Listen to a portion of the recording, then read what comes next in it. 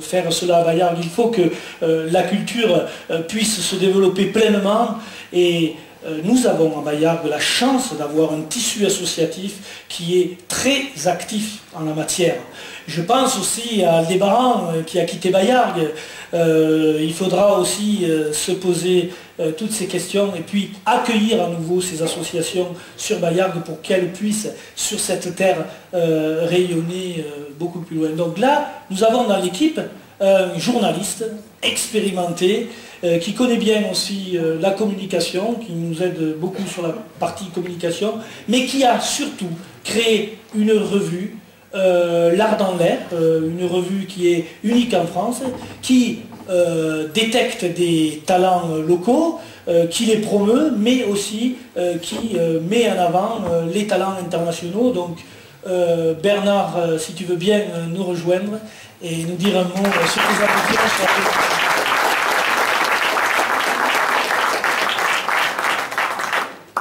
Bonsoir et merci. Qu'est-ce que je peux vous dire sur la culture? Je rejoins ce que vient de dire José. La culture doit être au service de la collectivité, en toute transparence. Et c'est vrai que dans ce domaine-là, nous avons beaucoup de choses à faire, notamment auprès de l'école de musique. Nous avons la chance d'avoir également une médiathèque qui a été construite, José vous l'a dit, il y a quelques années de cela. Et donc il faut la reprendre en main pour la rénover, la faire progresser. Sans parler de la Maison des Jeunes et de la Culture, la MJC, qui est dans un délabrement total. Donc moi, je suis un homme de communication. C'est vrai qu'au départ, j'ai une formation de journaliste professionnel, mais j'ai surtout fait l'ensemble de ma carrière dans de grands groupes de communication très divers, comme des groupes de presse, comme Midi Libre, comme 10 Matin, La Voix du Nord, mais également des groupes de communication extérieure, comme la Société de Co, et puis l'agence Amas dans la publicité ou l'agence Publicis. Donc c'est toute cette expérience que je voudrais mettre au service de la collectivité, parce que je pense qu'il ne faut pas faire de la communication pour de la communication. On voit souvent que nos grands hommes politiques font de grandes affiches, font de belles promesses, mais c'est le contraire, je crois. Il faut être modeste dans ce domaine-là. La communication doit être au service de la politique et non pas le contraire. Merci.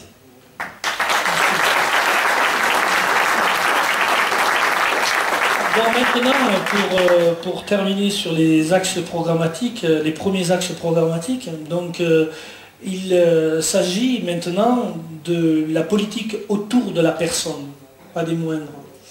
Et je voudrais que Michel Amouroux, qui doit être ici dans l'assistance, je crois qu'il n'est pas très bien, Michel, a œuvré tout ce mandat à mes côtés.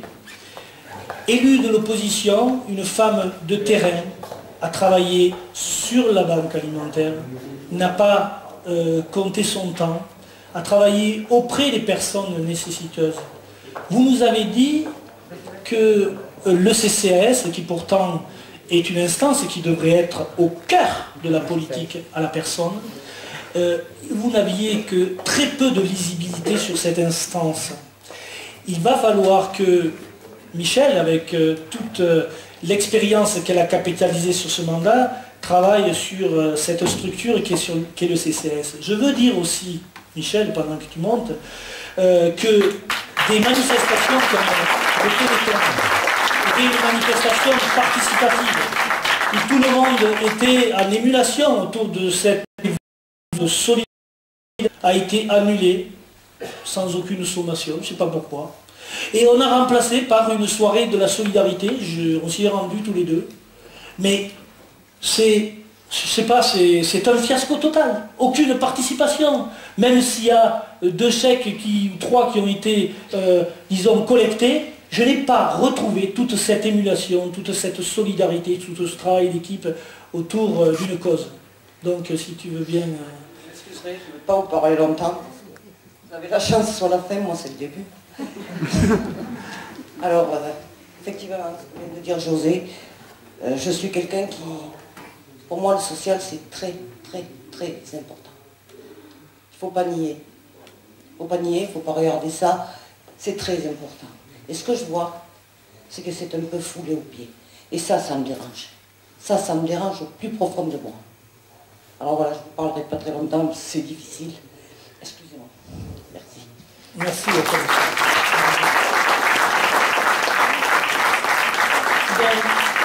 À Bayargues, je voudrais que la gouvernance qu'on mettra en place pour ce mandat qui s'annonce, si vous nous faites confiance, c'est une gouvernance de proximité. Pour ce faire, pour que vous puissiez exprimer pleinement votre parole, quel que soit le quartier de Bayargues, j'ai demandé à 3, disons, colistiers de l'équipe J'aime Bayargues, 3 colistiers qui en fait coiffent toutes les générations, de travailler justement à la mise en place de ce système de proximité, c'est-à-dire créer des quartiers, créer des comités de quartier qui certainement auront un statut associatif. Le but du jeu, c'est que ces quartiers ils soient pleinement autonomes. Il est hors de question que la mairie ait la même mise sur tout. Hors de question. Aujourd'hui, je ressens Bayargues exactement sur ce schéma-là. Il y a celui qui gouverne et les autres, ils font ce qu'on leur dit. Et bien, demain, si nous sommes élus, les quartiers s'exprimeront pleinement et librement. Et ce qui est intéressant dans ces systèmes-là, c'est que les quartiers, au sein des quartiers, il va y avoir des débats, il va y avoir une régulation au sein des quartiers, et nous mettrons en face de ces, disons, de ces comités de quartier, un élu délégué qui sera en continu au contact de ces quartiers. Donc là, je vous donne les grandes lignes d'un projet de proximité, mais on fait confiance donc à René Lopez, alors ils sont tous les 3 des figures bayargoises, donc René Lopez qui donne beaucoup de son temps pour cette campagne, je te remercie tout particulièrement René. Aujourd'hui, encore il est à la régie, il ne s'arrête jamais. C'est vraiment la cheville ouvrière de cette équipe J'aime Bayargues. Donc du coup, René, tu ne monteras pas sur scène puisque tu as du boulot à la régie. Ensuite, Corinne Alessia qui, d'elle-même, est venue, la fille de son père, et a dit j'ai quelque chose à faire à Bayargues. Donc Corinne, voilà. Bonsoir à tous, meilleurs vœux à tous. Je ne peux pas vous dire plus. Alors Corinne, bon, si tu ne le dis pas, moi je vais le dire pour toi. Corinne, elle m'a dit, moi je suis corse, moi je suis vraiment pour un projet de défense de l'identité bayargoise comme je défends mon identité corse. Donc l'identité bayargoise, ça doit être notre fierté à tous. Et je te fais confiance pour œuvrer sur cette identité bayargoise, pour la mettre en valeur, quel que soit le sujet. Donc Corinne, et ensuite, donc, le petit dernier, donc Morgane Simard, qui représente quand même une famille les plus anciennes de Bayargues, la famille Simard, une grande famille. Donc Morgane, lui, c'est toi qui as mis en place le Facebook, tu travailles aussi avec Stéphane sur le site, donc, et puis moi je réponds. Je réponds aux questions, je réponds aux contributions. Morgane. En gros, comme José, je suis né à Bayargues, j'ai été fier d'y grandir, j'ai été fier de m'y amuser tout au long de ma jeunesse, j'ai été fier d'y aller à l'école. Et j'ai envie que les nouveaux jeunes de Bayargues, la nouvelle génération, aient le même sentiment que moi quand ils auront mon âge. Et du coup, je vais faire mon maximum pour ouvrir là-dessus. Bon, voilà. Merci Morgane. Déjà, je peux vous dire, il fait son maximum. Il n'y a pas de doute là-dessus. Donc évidemment, ces 3 axes, eh bien, on termine toujours par les moyens. Il faut se donner les moyens de pouvoir mener cette politique qu'on est en train de bâtir pour vous. Donc les moyens, c'est une bonne gestion du patrimoine et c'est aussi une maîtrise des finances publiques. Je le disais tout à l'heure, dans les valeurs qui portent cette campagne, l'efficacité et surtout en temps de crise, elle se positionne là. Donc en matière de gestion de patrimoine, vous nous avez donné des tas d'incohérences. On a édité un tract qui sont ceux que vous nous avez dit. Je veux simplement évoquer la question de certains ralentisseurs qui sont mais complètement illégaux. Je veux évoquer des barrières qui poussent par-ci par-là. Je veux évoquer à un moment donné des rues qui sont en pierre alors qu'elles sont assez éloignées du centre, mais je préférerais qu'on fasse des rues plus modestes, mais au lieu de faire une rue en pierre, qu'on en fasse 3 en dehors du centre qui soient en enrobé. Tout ça, ce sont des éléments simples de gestion de patrimoine. Je veux évoquer aussi l'éclairage public qui en pleine journée est là et nous éclaire. Etc., etc.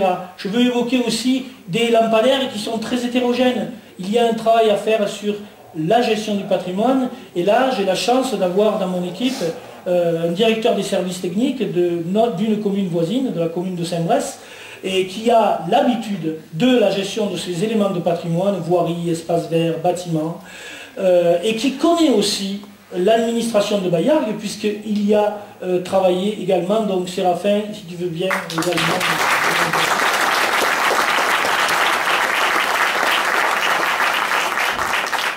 Bonsoir, je vais être bref. Beaucoup d'entre vous me connaissent effectivement pour avoir travaillé 11 ans au service technique de Bayargues. Aujourd'hui, je suis directeur des services techniques dans une autre collectivité. J'ai connu 3 équipes municipales et je pense que je peux apporter, j'apporterai beaucoup à cette commune. Et je suis surtout fier de faire partie de cette équipe J'aime Bayargues. Merci. Alors, le dernier point, et pas des moindres, il s'agit des finances de la commune. J'ai demandé donc à 2 experts, parce que c'est quand même une affaire d'experts, les finances, que je vais nommer, donc Olivier Sten, qui malheureusement ne peut pas être avec nous ce soir, il a quelques petits soucis de santé, mais il sera rétabli d'ici 7 à 10 jours. Et Olivier Sten est un spécialiste en fiscalité. Il était responsable du centre des impôts de Lunel. Il connaît très bien la fiscalité locale en général et il connaît très bien la fiscalité de Bayargues. Également, une autre personne qui est Jean-Luc Lebranat, qui a eu des fonctions importantes en matière de contrôle de gestion et notamment à la Caisse nationale d'assurance maladie. Donc, Jean-Luc Lebranat a travaillé. Alors, juste un truc, c'est très important, ce travail a été énorme. Ils ont pris pendant les 2 mandats tous les comptes administratifs. Ils ont épluché chaque ligne des comptes administratifs. Et assez rapidement, ce que je peux dire aujourd'hui en termes de bilan, c'est 1, la dette multipliée par 4. De 345 € par tête, par habitant, à 1365. Premier mandat, le taux de la taxe d'habitation a été porté au sommet des taux de l'agglomération, puisque c'est le premier taux de l'agglomération. Donc 24,43%. Deuxième mandat de la majorité actuelle, le foncier bâti porté au 3e rang de l'agglomération. Alors, dette multipliée par 4. Taxe d'habitation, taux de la taxe d'habitation au plus haut. Foncier bâti au plus haut. Les marges de manœuvre. Vous allez voir, les marges de manœuvre sont très faibles.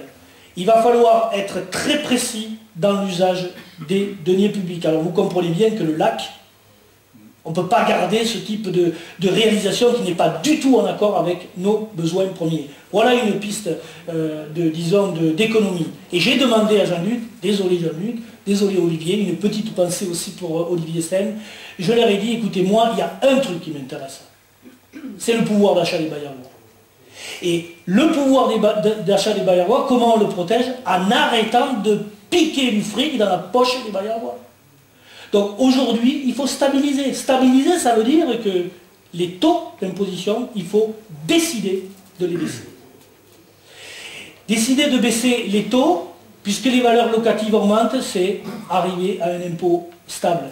Juste pour le petit exercice, quand on vous dit « nous n'avons pas augmenté les taux d'imposition », vous l'avez vu sur vos feuilles, c'est vos impôts qui augmentent. Ça c'est clair. Donc nous, on va faire ce travail-là, et j'ai demandé à Jean-Luc de fouiller tous les postes, toutes les pistes d'économie, et je sais, Jean-Luc, que déjà, il y a des pistes sérieuses pour arriver à baisser ces taux d'imposition de 5%. Alors effectivement, les pistes existent. C'est vrai que j'ai été habitué à travailler à la transparence des comptes, parce que je défendais le pouvoir de la Caisse nationale d'assurance vieillesse, mais je ne faisais pas de comptabilité. J'examinais les comptes, j'examinais la véracité des comptes, la régularité, et je m'assurais de la pertinence des choix de gestion. Et là, il y a à dire. Il y a à dire dans la mesure où, effectivement, les choix de gestion qui ont été faits sur Bayargues eh bien, on voit qu'on peut faire de larges économies si on tire sur le caractère un peu luxueux des opérations qui sont faites et dont n'ont pas forcément besoin les Bayardois. Donc on va travailler là-dessus d'ici le mois prochain, de façon à voir sur quels axes on peut abaisser la charge fiscale, mais c'est clair qu'on peut, il y a déjà les pistes.